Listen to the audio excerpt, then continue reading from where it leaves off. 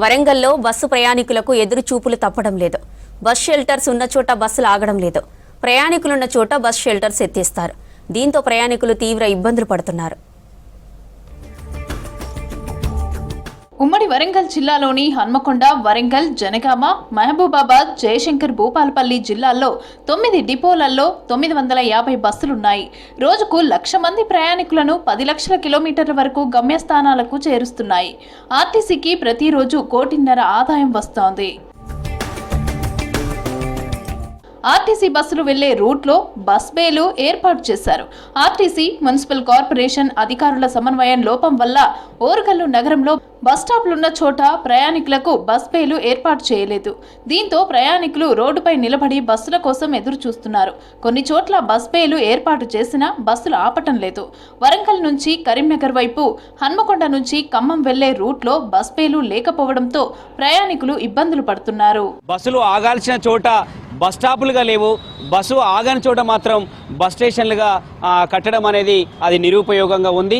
అది ఆర్థికాన్ని కూడా దుర్వినియోగం పరిచే పరిస్థితి కనబడుతుంది. కాబట్టి ప్రయాణికుడిగా బస్సు సౌకర్యంగా బస్ స్టాప్ ఉపయోగపడే విధంగా ఈ ప్రభుత్వాలు చర్యలు చేపట్టాలని చెప్పేసి ఉమ్మడి వరంగల్ జిల్లాల నుంచి ఆర్టీసీ బస్సులు నడుస్తున్నాయి. ఉద్యోగులు, విద్యార్థులు, వివిధ పనుల కోసం వచ్చే ప్రజలు ఇలా ప్రతిరోజు 2 లక్షల మంది వరకు రాకపోకలు కొనసాగిస్తున్నారు.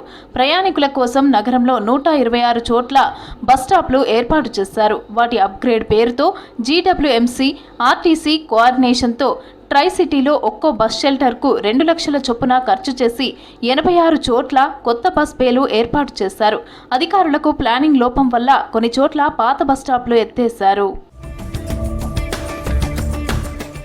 బస్సుల కోసం ఎదురు చూస్తున్న ప్రయాణికులు ఎండకు ఎండుతూ వానకు తడుస్తున్నారు. ఎర్రకట్టుగుట్ట, హన్మకొండ చౌరస్తా, ములుగు రోడ్డు, కాజిపేట జంక్షన్లోనూ బస్టాప్లు లేకపోవడం వల్ల ప్రయాణికులు నానా తంటాలు పడుతున్నారు. తెలంగాణ రాష్ట్రంలో హైదరాబాద్ తర్వాత వరంగల్ అతిపెద్ద నగరము చెప్పుకోవడానికి మాత్రమే పరిమితంగా ఉంది. బస్టాండ్లో బస్సు ఎక్కడికి ఎక్కాలని బస్టాండ్కి వెళ్తే వరంగల్ సిటీలో చూస్తే ఎక్కడ చూసినా బస్టాండ్ లేవు.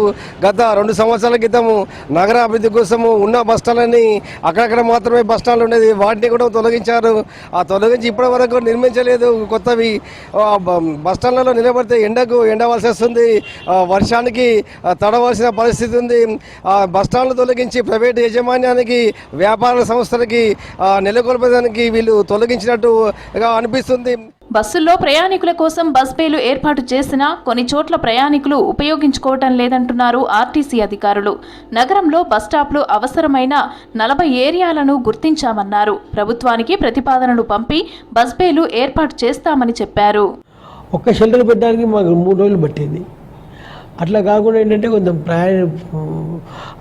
ప్రజలందరూ ఏదో సదరులో బస్సు ఎక్కే ప్రయాణం చేసే అవకాశం ఉంది. కాబట్టి ఆ షాప్ ఓనర్లు కావచ్చు, వాళ్ళు కొద్దిగా సహకరించి మాకు కొంచెం వెసులుబాటు కలిగిస్తే తప్పకుండా షెల్టర్స్ వేయడానికి సిద్ధంగా ఉన్నాము. బస్ బేలున్న చోట బస్సులు ఆపేలాగా ఆర్టీసీ అధికారులు చర్యలు తీసుకోవాలంటున్నారు ప్రయాణికులు.